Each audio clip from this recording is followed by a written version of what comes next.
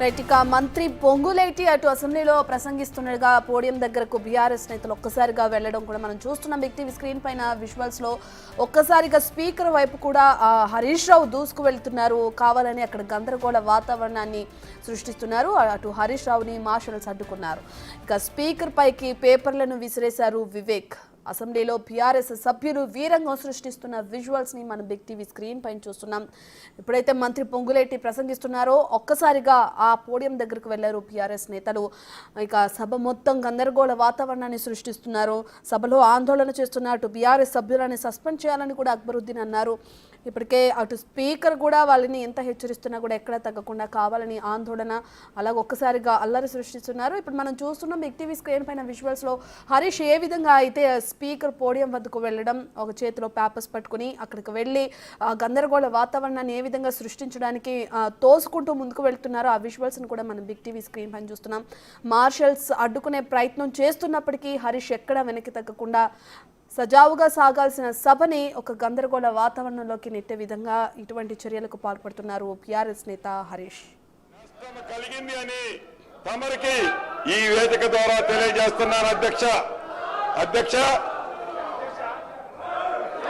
మనం చిన్నప్పుడు నాటి చట్టం ద్వారా ప్రత్యక్షంగా నష్టం కలిగింది అని తమరికి ఈ వేదిక ద్వారా తెలియజేస్తున్నాను అధ్యక్ష.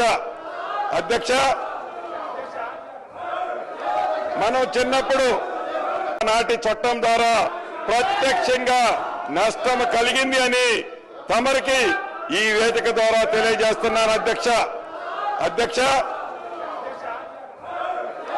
మనం చిన్నప్పుడు నాటి చట్టం ద్వారా ప్రత్యక్షంగా రైట్ ఇక ఇప్పటికే చూసుకుంటే ఏ విధంగా సభ మొత్తం గందరగోళ వాతావరణం నెలకొందో కూడా మనం చూస్తున్నాం. బిగ్ టీవీ స్క్రీన్ పైన పూర్తి డీటెయిల్స్ అందించడానికి మా ప్రతినిధి హేమ అందుబాటులో ఉన్నారు. రైట్ హేమ, ఇప్పటికే చూసుకున్నట్టు స్పీకర్ పైన కూడా వివేక్ పేపర్లు విసులుతూ ఒక గందరగోళ వాతావరణాన్ని సృష్టిస్తున్నారు. సో దీన్ని ఎలా చూడొచ్చు అంటారు? ఎందుకు నిరూపించాలని ఈ విధంగా అసెంబ్లీలో ఈ విధమైన గందరగోళ వాతావరణం కానీ అల్లర్లతో కూడిన వీరంగం సృష్టించడానికి కారణాలు ఏమనుకోవచ్చు అంటారు? దాదాపు 10 ఏళ్ళు గవర్నమెంట్ నడిపి ఎంతో సీనియర్గా ఉన్నటువంటి ఎమ్మెల్యేలు, ముఖ్యంగా బీఆర్ఎస్ ఎమ్మెల్యేలు ఈరోజు అసెంబ్లీలో ఏదైతే తమ తీరు తమ ప్రవర్తన అనేది ప్రస్తుతం రాష్ట్ర వ్యాప్తంగా చర్చనీయాంశంగా మారిందనే చెప్పుకోవచ్చు. ఎందుకంటే అసెంబ్లీ అనేది ప్రజల పక్షాన పోరాటం చేయడానికి, ప్రజల సమస్యలపై మాట్లాడడానికి కానీ, ఒక వ్యక్తి గురించి కానీ వ్యక్తుల గురించి కానీ చర్చించేటటువంటి ప్లేస్ అసెంబ్లీ కాదు. ఇది ప్రతి ఒక్కరికి తెలిసిన విషయమే. అయితే ఈరోజు ఉదయం నుంచి ఒక్కసారి మనం అసెంబ్లీ జరిగినటువంటి సిచ్యువేషన్ చూసుకుంటే ఉదయం మొదటిగా అసెంబ్లీ అయిన వెంటనే గందరగోళం అనేది బీఆర్ఎస్ నేతలు ప్రారంభించారు. ఒకవైపు పొంగులేటి శ్రీనివాస్ భూభారతికి సంబంధించి ఏదైతే బిల్లు ఉందో దానికి సంబంధించి డిస్కషన్ చేస్తుంటే, మరొక వైపు బీఆర్ఎస్ ఎమ్మెల్యేలు మాత్రం వెంటనే నిన్న ఏసీబీ ఏదైతే కేసు నమోదు చేసిందో ఈ ఫార్మల్ కార్ రేస్కి సంబంధించి దానిపైన చర్చ జరపాలి అంటూ డిమాండ్ చేశారు. ప్లకార్డులు పట్టుకొని అసెంబ్లీ లోపలికి కూడా వెళ్ళారు. వెళ్ళిన తర్వాత స్పీకర్ పదే చెప్పారు, మీకు మాట్లాడేటటువంటి అవకాశం కలిగిస్తాము. ప్రస్తుతం ప్రజలకు ఎంతో ఉపయోగపడేది, ముఖ్యంగా రైతులకు ఎంతో ఉపయోగపడేటటువంటి బిల్లు పైన ప్రస్తుతం డిస్కషన్ చేద్దాం. ఇదంతా కూడా ప్రజలకు సంబంధించింది. కానీ ఒక వ్యక్తి కోసం ఇప్పుడు ఈ ఏదైతే బిల్లుకు సంబంధించినటువంటి డిస్కషన్ అనేది ఆపడం జరగదు, మీకు సమయం ఇస్తాము అని చెప్పి పదే చెప్పి రిక్వెస్ట్ చేసి ఎన్నోసార్లు రిక్వెస్ట్ చేసినప్పటికీ కూడా బీఆర్ఎస్ ఎమ్మెల్యేలు మాత్రం సహనం కోల్పోయారు. ఒక్కసారి మనం బిగ్ టీవీ స్క్రీన్ మీద ఎక్స్క్లూజివ్ విజువల్లో కూడా చూడొచ్చు. బీఆర్ఎస్ ఎమ్మెల్యేలు అంతా కలిసి మొదటిగా అసలు ఈరోజు ఉదయం నుంచి కూడా తమ సీట్లలో కూర్చోకుండా నేరుగా నిల్చొని నిరసనలు తెలుపుతున్నారు. తమతో పాటు తీసుకొచ్చినటువంటి ప్లకార్డ్స్ ఏవైతే ఉన్నాయో వాటిని చూపిస్తూ నిరసన తెలుపుతున్నారు. యాక్చువల్లీ అసెంబ్లీ లోపలికి ప్లకార్డ్స్ కానివ్వండి, లేదంటే ఇతర ఏదైతే పేపర్స్ ఉంటాయో అవి అలో ఉండదు. ఆల్రెడీ వీళ్ళంతా సీనియర్ ఎమ్మెల్యేలుగా ఉన్నారు. బీఎస్సీ మీటింగ్లో కానివ్వండి, లేదంటే ఎప్పుడైతే శిక్షణ తరగతులు జరుగుతాయో ఆ సమయంలో కూడా చెప్తారు. కానీ ఒక్కసారి మనం వీడియోలో చూస్తే వాళ్ళ చేతుల్లో ప్లకార్డ్స్ అనేవి కనిపిస్తున్నాయి. ఇక మొదటిగా కాసేపు దాదాపు ఒక 5 నిమిషాలు నిరసన అసెంబ్లీ 5 నిమిషాల అనంతరం ఒక్కసారిగా అప్పటిదాకా సైలెంట్ గా ఉండి అటు ఇటు చూసినటువంటి మాజీ మంత్రి హరీష్ రావు అక్కడ ఉన్నటువంటి బీఆర్ఎస్ నేతలందరినీ కూడా ప్రొవోక్ చేశారు. తన ముందే ఉన్నటువంటి వివేక్, బీఆర్ఎస్ ఎమ్మెల్యే వివేక్ ఎవరైతే ఉన్నారో తనని నెట్టుకుంటూ మిగతా వాళ్ళందరినీ కూడా రండి అంటూ సైగ చేసుకుంటూ ఒక్కసారిగా స్పీకర్ టేబుల్ దగ్గరికి వెళ్ళడానికి కూడా ప్రయత్నించారు. స్పీకర్ టేబుల్ దగ్గర కూడా వెళ్ళినటువంటి పరిస్థితి. వెళ్ళిన తర్వాత అక్కడ ఉన్నటువంటి మార్షల్స్ అడ్డుకుంటున్నటువంటి సమయంలో ఒక్కసారిగా మార్షల్స్ ని కూడా దొబ్బుకుంటూ నేరుగా స్పీకర్ దగ్గరికి వెళ్ళేటటువంటి ప్రయత్నం చేశారు. అక్కడ ఉన్నటువంటి మార్షల్స్ అంతా వెంటనే అలర్ట్ అయ్యి ఆపేటటువంటి ప్రయత్నం చేసినప్పటికీ కూడా మార్షల్స్ ని నెట్టుకుంటూ నేరుగా స్పీకర్ టేబుల్ దగ్గరికి వెళ్ళినటువంటి విజువల్స్ ని కూడా మనం ప్రస్తుతం బిగ్ టీవీ స్క్రీన్ మీద ఎక్స్క్లూజివ్ గా చూస్తున్నాం.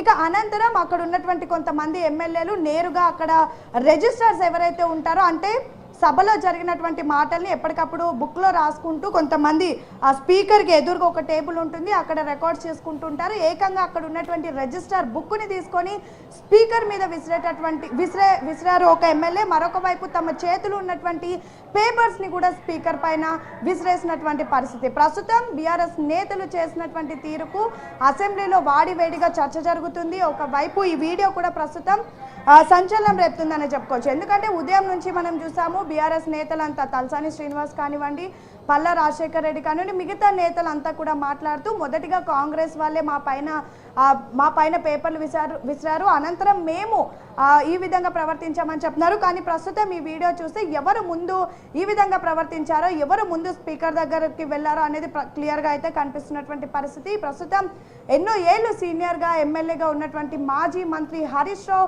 తీరుపైన అయితే ప్రస్తుతం చర్చ జరుగుతున్నటువంటి పరిస్థితి. రైట్ హేమ, ఇప్పటికే మనం చూసుకునే విజువల్స్ లో కూడా క్లియర్ గా అర్థమవుతుంది మార్షల్ ఎంతవరకు ఆ కంట్రోల్ చేయడానికి ట్రై చేసినా కూడా ఒక్కసారిగా స్పీకర్ పొజిషన్ ఉన్న వ్యక్తిపైకి ఆ విధంగా వెళ్ళడం కూడా మనం చూస్తున్నాం.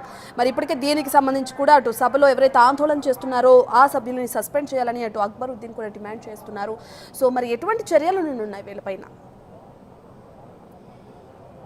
ఎస్, ఇప్పుడు స్పీకర్ వీళ్ళపైన ఏ విధంగా చర్యలు తీసుకుంటారనేది సర్వత్రా ఆసక్తి నెలకొంది. ఎందుకంటే ఎంఐఎం ఎమ్మెల్యే అక్బర్ కూడా ఇటువైపు కాసేపటి క్రితం ఎప్పుడైతే దాదాపు 2 సార్లు వాయిదా వేసిన తర్వాత కాసేపటి క్రితమే తిరిగి ప్రారంభమైనటువంటి సమయంలో అతను స్పీచ్ ఇస్తూ చాలా ఘాటు వ్యాఖ్యలు చేశారు. ఈ విధమైనటువంటి ప్రవర్తన తెలంగాణ రాష్ట్రానికే మంచిది కాదు, ప్రజలు యావత్ రాష్ట్రంలో ఉన్నటువంటి ప్రజలందరూ చూస్తున్నారు, ఎంతో సీనియర్లుగా ఉన్నటువంటి మీరే ఈ విధంగా ప్రవర్తించడం కరెక్ట్ కాదు. మరొక వైపు ఇప్పుడు మీరు ఏదైతే పోరాటం చేస్తున్నారో, అంటే ప్రస్తుతం దొంగల రాజ్యం, దోపిడీ రాజ్యం అంటూ కొన్ని నినాదాలు అసెంబ్లీ లోపల చేస్తున్నారు. అసలు దొంగల రాజ్యం, దోపిడీ రాజ్యం అనేది గత 10 ఏళ్లలోనే జరిగింది, మీ హయాంలోనే జరిగింది. అలాంటి మీరే ఇప్పుడు ప్రశ్నించడం, అలాంటి మీరే ఇప్పుడు నిరసనలు చేయడం చాలా సిగ్గుచేటుగా ఉంది, తెలంగాణ ప్రజలంతా చూస్తున్నారు అంటూ కూడా తను చెప్పడం జరిగింది. మరొక వైపు ఏదైతే కాంగ్రెస్ ప్రభుత్వం తీసుకొచ్చినటువంటి బిల్ ఏదైతే ఉందో ఇది చాలా కీలకంగా ఉండబోతోంది. గతంలో అంటే ధరణి యాప్ వల్ల, ధరణి అనే ఒక స్కీమ్ వల్ల ఎంతో మంది రైతులు నష్టపోయారు, ఎన్నో భూములు కూడా బదలాయింపులు జరిగాయి, ఎంతో మంది నేతలు భూములు మింగేశారు. ఇలాంటి వాటిని అన్నిటిని కూడా సెట్ చేస్తూ ప్రస్తుతం కాంగ్రెస్ ప్రభుత్వం ఒక అడుగు ముందుకేసింది. భూభారతి ఒక కొత్త స్కీమ్ ని కూడా తీసుకురాబోతుంది. దీన్ని మన అందరం సపోర్ట్ చేయాలి, అలాంటిది మీరు వ్యతిరేకించడం చాలా సిగ్గుచేటు అంటూ ఘాటు వ్యాఖ్యలు చేశారు. మరొక వైపు స్పీకర్ ని కూడా అనేక సార్లు డిమాండ్ చేశారు. ఉదయం నుంచి కూడా బీఆర్ఎస్ నేతలు ఎప్పటికప్పుడు కూడా సభని మొత్తం డిస్టర్బ్ చేస్తున్నారు. సభకు సంబంధించినటువంటి ఏదైతే విధి విధానాలు ఉంటాయో వాటన్నిటిని కూడా బ్రేక్ చేస్తున్నారు. వెంటనే వీళ్ళందరినీ సస్పెండ్ చేయాలి, లేదంటే వెళ్ళి వాళ్ళ సీట్లలో కూర్చోమని చెప్పండి. ఉదయం నుంచి కూడా ఎవరిని మాట్లాడనియకుండా ఒక వ్యక్తి కోసం పోరాటం చేయాలంటూ చాలా దారుణంగా మాట్లాడుతున్నారు. అసెంబ్లీ అనేది, ప్రభుత్వం అనేది ఒక వ్యక్తి కోసం కాదు, యావత్ రాష్ట్రం కోసం, యావత్ ప్రజల కోసం. ఇప్పుడు ప్రస్తుతం బీఆర్ఎస్ నేతల ప్రవర్తన చూస్తే ప్రజల కంటే ఒక కుటుంబంలోని వ్యక్తి ఎక్కువగా ముఖ్యంగా అన్నట్టుగా వీళ్ళ ప్రవర్తన అనేది చాలా దారుణంగా ఉంది అంటూ చాలా ఘాటు విమర్శలు చేశారు. ఒకవైపు అక్బర్ మాట్లాడుతున్నటువంటి సమయంలో కూడా బీఆర్ఎస్ నేతలు పెద్ద ఎత్తున అక్బర్ ఓవైసీ స్పీచ్ని కూడా అడ్డుకునే ప్రయత్నం చేశారు. కాసేపటి క్రితం వాయిదా వేయకంటే ముందు బీజేపీ ఎమ్మెల్యేలు మాట్లాడినటువంటి సమయంలో